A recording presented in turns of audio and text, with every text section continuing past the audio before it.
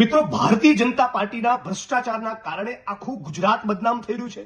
ગુજરાતને લાંછન લાગી રહ્યું છે. ગઈકાલે કોંગ્રેસ પાર્ટીના મારા સર્વોચ્ચ નેતા મલ્લિકાર્જુન ખડગે સાહેબે આ દેશની પાર્લામેન્ટમાં સંસદમાં મુદ્દો ઉપાડ્યો કે નરેન્દ્રભાઈ અને અમિતભાઈ આટલા બધા મર્દાનગીની વાતો કરતા હોય, આટલા બધા પાવરફુલ અને સ્ટ્રોંગ હોય, તો તમારા ગુજરાતમાં 1.3 લાખ કરોડનું ડ્રગ્સ છેલ્લા 1 વર્ષમાં જે પકડાયું એ પૈકીનું મોટા ભાગનું ડ્રગ્સ ગુજરાતમાંથી કેમ પકડાયું? આ મુદ્દે તમારું શું કહેવું છે? કેમ તમે એક શબ્દ બોલવા તૈયાર નથી? કેમ ગાંધી અને સરદારના ગુજરાતમાંથી આટલું ડ્રગ્સ કેમ પકડાઈ રહ્યું છે? આ છતાં ભારતીય જનતા પાર્ટીના ગુજરાતના રાષ્ટ્રીય સ્તરના તમામ પ્રવક્તાઓ, તમામ સાંસદો, તમામ મંત્રીઓ ચૂપ. 8 ચોપડી પાસ ગૃહમંત્રી, રાજ્યના પોલીસ વડા, રાજ્યના મુખ્યમંત્રી તમામ ચૂપ. એટલે આ વિડીયોના માધ્યમથી હું ચેલેન્જ કરું છું અને સમગ્ર ગુજરાતની એક વ્યક્તિનું સમર્થન માંગુ છું કે આવો સાથે મળીને માહોલ બનાવીએ કે ગુજરાતની વિધાનસભા 16 ફેબ્રુઆરીથી શરૂ થઈ રહી છે.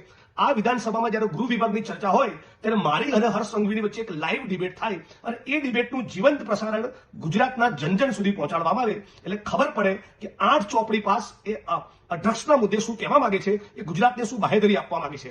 ડ્રગ્સના કાળા કારોબારના મુદ્દે ગુજરાતની વિધાનસભામાં ડિબેટ થાય અને એનું જીવંત પ્રસારણ લાઈવ ટેલિકાસ્ટ થવું જોઈએ. તમે જો આ વિચારના સમર્થનમાં હોય તો આખા ગુજરાતના ખૂણે ખૂણેથી કોમેન્ટ કરો અને આ વિડીયોને લાઈક કરો.